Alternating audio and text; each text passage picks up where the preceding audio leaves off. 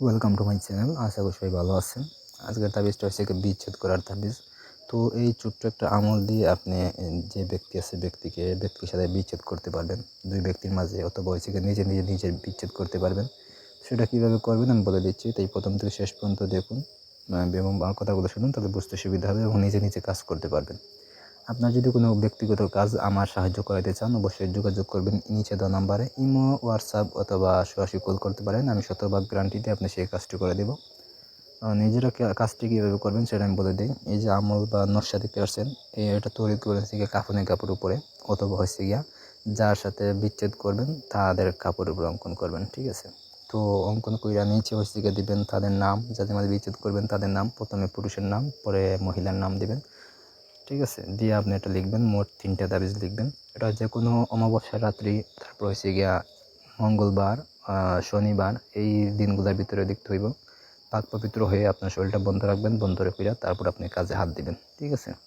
লিখবেন হচ্ছে গিয়ে তাবিজটা গভীর রাতে একা একা বসে, নিরিবিলি জায়গায় বসে এটা লিখবেন। ঠিক আছে? তো লেখার সময় ধূপদানা, আগরবাতি, মোমবাতি জ্বালায় লিখবেন। ঠিক আছে? আর ধূপদানা দিবেন ঘরে। তারপর হচ্ছে গিয়ে আপনার শরীরে সুগন্ধি কোনো কিছু ব্যবহার করে এটা লিখবেন। সুন্দর করে দেওয়া আছে, এটা দিকেও লিখতে পারেন, সমস্যা নাই। লিখে হয়ে গেলে আপনি করবেন কি, একটা তাবিজ হয়েছে গিয়া পুরাতন গুরুস্থানে যাইবেন, গিয়ে যেখানে পুরাতন কবর আছে, কবরের ঠিক বুক বরাবর স্থানে একটা তাবিজ পুঁতে দিবেন। এবং একটা তাবিজ হচ্ছে আপনি শ্মশান ঘাটে যাইবেন। শ্মশান ঘাটে গিয়ে যেখানে আপনার লাশ পোড়ানো হয় সেখানে ঠিক জায়গায় যেখানে ছাই ফেলানো হয় সেখানে একটা তাবিজ পুঁতে দিবেন।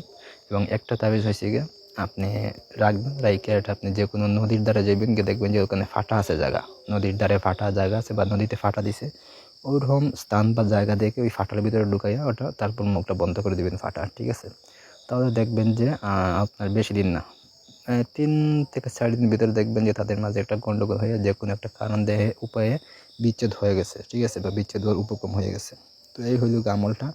এখন যদি কোনো কিছু বুঝতে আপনার অসুবিধা হয় আমার বলবেন, আমি অবশ্যই সুন্দরে বুঝাই দিব বা বুঝিয়ে দেওয়ার চেষ্টা করবো যতটুকু পারি। ঠিক আছে? তাছাড়া যদি ভিডিওটা ভালো লাগে তাকে একটা লাইক দিবেন, কমেন্ট করবেন, শেয়ার করে দিবেন ভিডিওটা, আর চ্যানেলটা সাবস্ক্রাইব করে আমার পাশে থাকবেন। ধন্যবাদ সবাইকে।